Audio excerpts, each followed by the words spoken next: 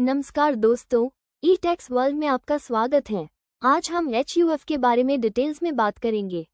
भारत में HUF पंजीकरण क्या है?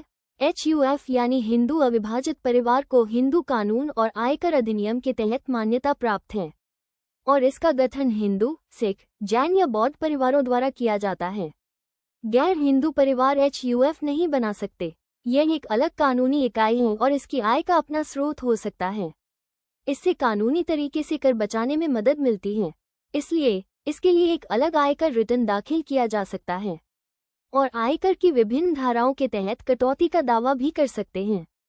परिवार का सबसे वरिष्ठ पुरुष सदस्य इस HUF में कर्ता की भूमिका निभाता है।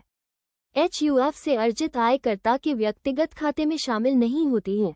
HUF में कर्ता बिना स्टाम्प ड्यूटी चुकाए अपनी संपत्ति हस्तांतरित कर सकता है। एक पंक्ति में HUF पंजीकरण उन लोगों के लिए है जो अपने मासिक वेतन के अलावा शेयर बाजार, किराए, व्यवसाय और अन्य स्रोतों जैसे ब्याज, लाभांश और बैंक से संबंधित आय पर भी कर का भुगतान करते हैं।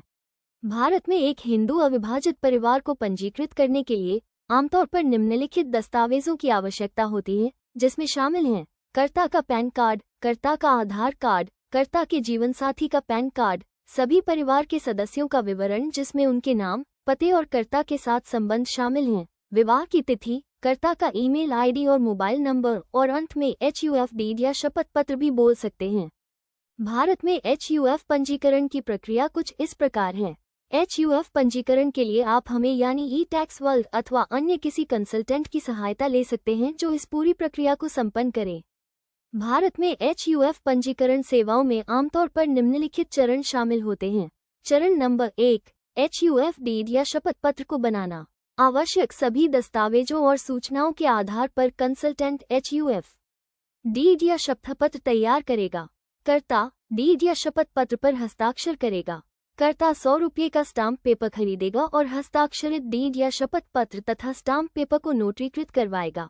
कर्ता आयकर विभाग में पंजीकृत करने के लिए डीड या शपथ पत्र की स्टाम्प पेपर तथा हस्ताक्षरित एवं नोटरीकृत प्रति कंसल्टेंट के साथ साझा करेगा। चरण नंबर 2, HUF पैन कार्ड के लिए आवेदन। कंसल्टेंट HUF के लिए स्थायी खाता संख्या के आवंटन के लिए आवेदन दाखिल करेंगे। पावती संख्या सहित आवेदन की एक प्रति कर्ता के साथ साझा की जाएगी। कर्ता HUF के लिए स्थायी खाता संख्या के आवंटन के लिए आवेदन पत्र पर अपने हस्ताक्षर करेगा। कंसल्टेंट द्वारा दिए गए पते पर कर्ता द्वारा कुछ दस्तावेज स्पीड पोस्ट के माध्यम से कुरियर किए जाएंगे। दस्तावेज कुछ इस प्रकार हैं। पैन आवंटन के लिए आवेदन की ओरिजिनल प्रति, स्टाम्प पेपर के साथ नोटरीकृत डीड या शपथ पत्र की प्रति, कर्ता का सेल्फ अटेस्टेड पैन कार्ड एवं आधार कार्ड, कुरियर रसीद की प्रति कर्ता कंसल्टेंट के साथ साझा करेगा और 4 से 5 कार्य दिवसों के भीतर पैन कार्ड प्राप्त हो जाएगा। चरण नंबर 3, HUF के नाम पर अलग बैंक खाता। पैन कार्ड आने के बाद कर्ता अपनी किसी भी नजदीकी शाखा में HUF बचत खाता खोल सकता है। भारत में HUF पंजीकरण सेवाओं के तहत आय।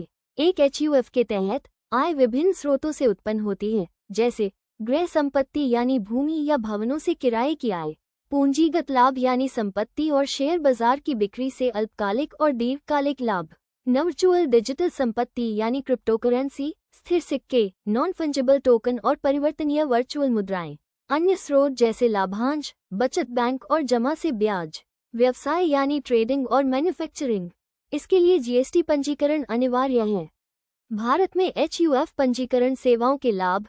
भारत में एक हिंदू अविभाजित परिवार HUF को पंजीकृत करने से कई लाभ मिलते हैं। नंबर 1, कर लाभ। HUF भारतीय कर कानूनों के तहत उपलब्ध विभिन्न कर कटौती और छूट के लिए पात्र हैं। इसमें परिवार के लाभ के लिए किए गए खर्चों के लिए कटौती शामिल है, जैसे कि चिकित्सा व्यय, शिक्षा व्यय और धर्मार्थ संगठनों को दान। नंबर 2, संपत्ति सुरक्षा। HUF के स्वामित्व वाली संपत्ति को उसके सदस्यों की व्यक्तिगत संपत्ति से अलग माना जाता है। यह व्यक्तिगत लेनदारों और कानूनी देनदारियों के खिलाफ सुरक्षा की एक परत प्रदान करता है, जिससे संपत्ति की सुरक्षा बढ़ जाती है। नंबर 3, स्वामित्व की निरंतरता। HUF की संपत्ति अपने सदस्यों की मृत्यु की स्थिति में भी बरकरार रहती है। इससे स्वामित्व की निरंतरता सुनिश्चित होती है और भावी पीढ़ियों को निर्बाध संपत्ति हस्तांतरण की सुविधा मिलती है। नंबर 4, संसाधनों का एकत्रीकरण। भारत में HUF पंजीकरण सेवाएं परिवार के सदस्यों को अपने वित्तीय संसाधनों को एकत्र करने और संयुक्त रूप से संपत्ति का स्वामित्व रखने की अनुमति देती हैं। ये कुशल पारिवारिक संपत्ति प्रबंधन को सक्षम बनाता है और वित्तीय मामलों पर सामूहिक निर्णय लेने की सुविधा प्रदान करता है। नंबर 5, अलग कानूनी इकाई। पंजीकरण के बाद HUF अपने पैन स्थायी खाता संख्या और बैंक खातों के साथ एक अलग कानूनी इकाई बन जाता है। यह HUF को अनुबंध करने, व्यावसायिक लेन देन करने और अपने नाम पर संपत्ति रखने में सक्षम बनाता है। नंबर 6, उत्तराधिकार योजना। भारत में HUF पंजीकरण सेवाएं उत्तराधिकार योजना के लिए एक संरचित ढांचा प्रदान करती हैं। अन्य HUF किसी भी व्यक्ति से 50,000 रुपये तक का उपहार स्वीकार कर सकता है। यह अपना खुद का अलग डीमैट खाता खोल सकता है। व्यवसाय, शेयर, म्यूचुअल फंड, सावधि जमा और संपत्ति में निवेश कर सकता है। ये ऋण के लिए भी आवेदन कर सकता है। संक्षेप में, HUF के पीछे तर्क ये है कि कर लाभ प्राप्त करने के लिए एक अतिरिक्त पैन कार्ड बनाया जाता है। चूंकि यह एक अलग इकाई है, इसलिए इसे सभी प्रकार की कर कटौती मिलती है जो व्यक्तिगत व्यक्ति के लिए उपलब्ध हैं। कुल मिलाकर भारत में HUF पंजीकरण सेवाएं परिवारों को कर दक्षता, संपत्ति संरक्षण और उत्तराधिकार नियोजन सहित कई लाभ प्रदान करती हैं, जो इसे धन प्रबंधन और वित्तीय नियोजन के लिए एक आकर्षक विकल्प बनाती हैं। ई-टैक्स वर्ल्ड में जहां सस्ती GST पंजीकरण सेवाएं उपलब्ध हैं, हम HUF पंजीकरण की प्रक्रिया के माध्यम से परिवारों का मार्गदर्शन करने, सभी कानूनी आवश्यकताओं के अनुपालन को सुनिश्चित करने और आपके प्रियजनों के लिए लाभ को अधिकतम करने में विशेषज्ञ हैं। धन्यवाद।